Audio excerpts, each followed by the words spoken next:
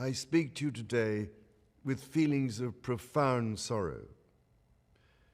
Throughout her life, Her Majesty the Queen, my beloved mother, was an inspiration, an example to me and to all my family.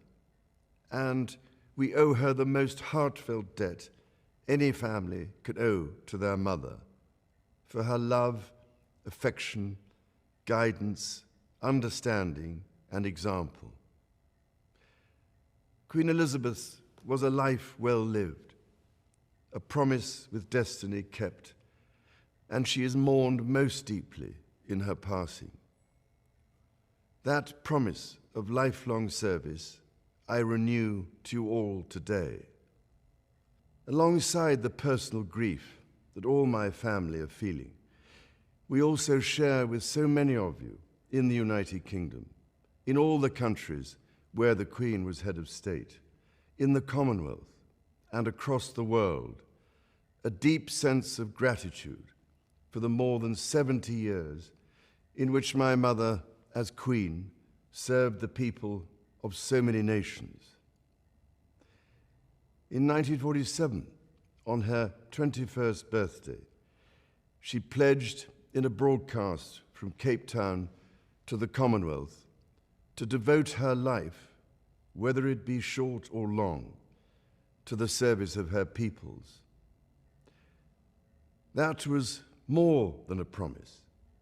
It was a profound personal commitment which defined her whole life. She made sacrifices for duty. Her dedication and devotion as sovereign never wavered through times of change and progress, through times of joy and celebration, and through times of sadness and loss. In her life of service, we saw that abiding love of tradition, together with that fearless embrace of progress, which makes us great as nations. The affection, admiration, and respect she inspired became the hallmark of her reign. And as every member of my family can testify, she combined these qualities with warmth, humor, and an unerring ability always to see the best in people. I pay tribute to my mother's memory, and I honor her life of service. I know that her death brings great sadness to so many of you, and I share that sense of loss beyond measure with you all.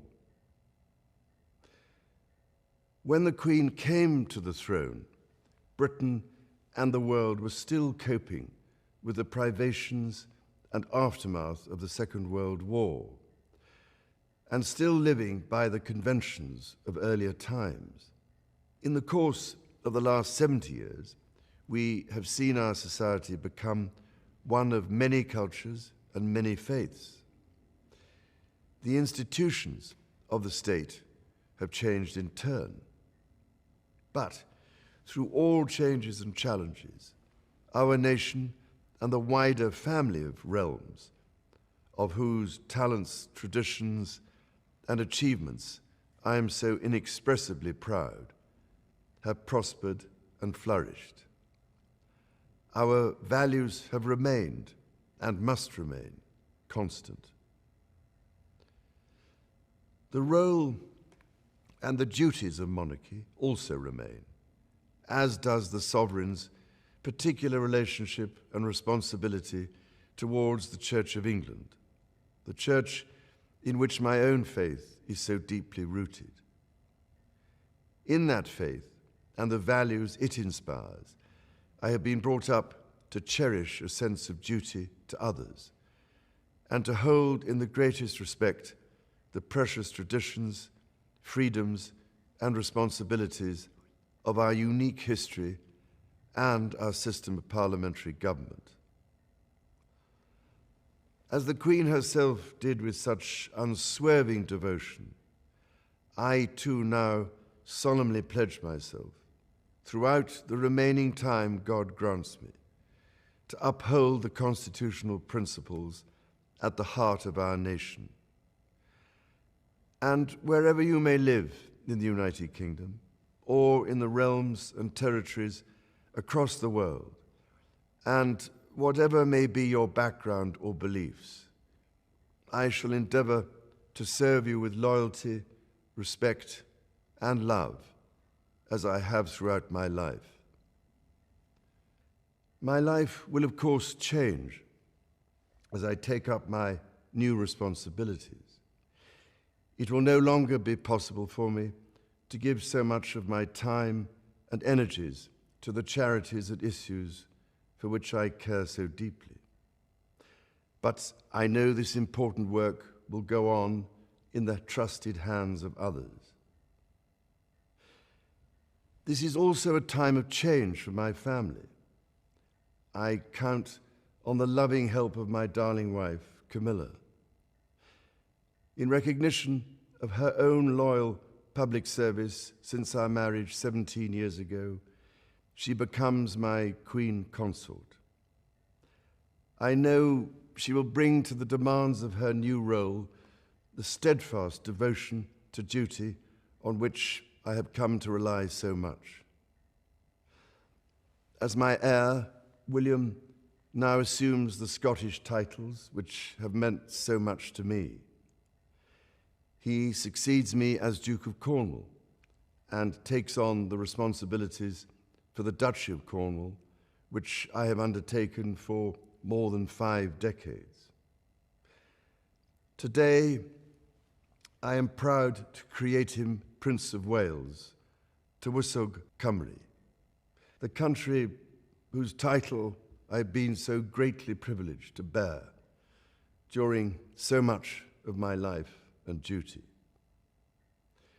With Catherine beside him, our new Prince and Princess of Wales will, I know, continue to inspire and lead our national conversations, helping to bring the marginal to the centre ground, where vital help can be given.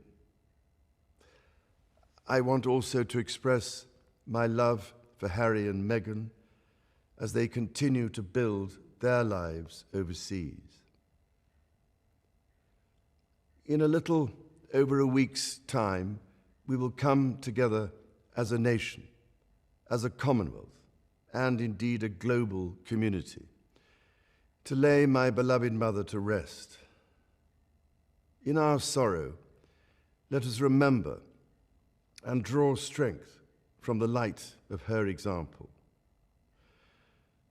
On behalf of all my family, I can only offer the most sincere and heartfelt thanks for your condolences and support. They mean more to me than I can ever possibly express. And to my darling Mama, as you begin your last great journey to join my dear late Papa, I want simply to say this: thank you. Thank you for your love and devotion to our family and to the family of nations you have served so diligently all these years.